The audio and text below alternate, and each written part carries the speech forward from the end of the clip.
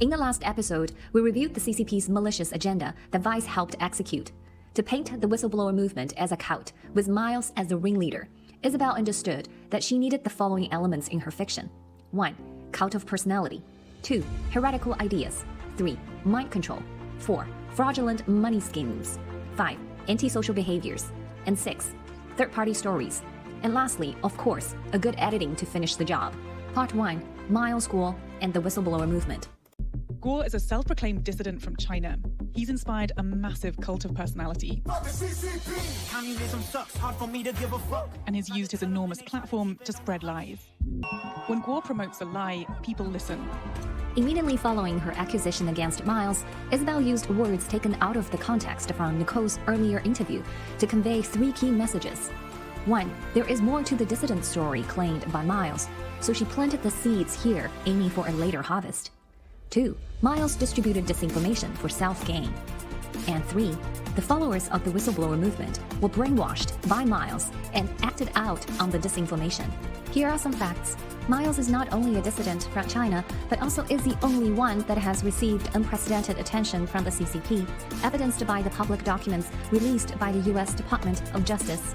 In 2017, the CCP promised to pay a windfall of $75 million to high-profile lobbyists such as Elliot Broidy to influence the highest levels of the U.S. government, Trump administration, to deport Miles back to communist China.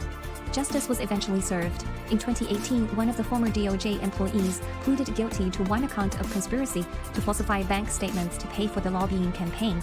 And in 2020, Elliot Broidy also pleaded guilty to violating Foreign Agents Registration Act, FARA, for doing the CCP's bidding. Besides hiring high-profile PR firms and lobbyists in the United States, the CCP has imprisoned Miles' business associates and family members and frozen some $17 billion in assets of Miles in China. While waving the stick in its hands, the CCP has attempted to also use the carrot approach to persuade Miles to quit whistleblowing and return home, after which the government would release assets it had frozen and leave his relatives in peace. These plans didn't work. The CCP then continued with multiple kidnap and assassination attempts and smearing campaigns accusing Miles of a fraud and rapist. Additionally, the CCP, via its spy network in the US, has indirectly financed 80% of the legal cases against Miles. This is just one of many tactics used by the CCP, not aiming for a guilty verdict, but rather purposefully consuming Miles' time, energy, mental well-being, and financial resources. Once the initial court complaints were logged, the CCP would hire media hitmen like Isabel to slander Miles with unsubstantiated allegations to destroy Miles' reputation. Miles' humble beginning, his journey, and his perseverance have touched so many people's hearts, and his mission of taking down the CCP resonates with so many Chinese, many of whom had doubts initially if this mission was even remotely attainable, knowing who was the enemy. Today, Miles is regarded as a hero for the Chinese little guys, 老百姓. It is him that lit the hope for Chinese 老百姓 to think the unthinkable, that we could one day uproot the most corrupt, tyrannical, and brutal regime on earth, the Chinese Communist Party. As more Chinese heard Miles' whistleblowing on YouTube live streaming, more people joined the whistleblower movement.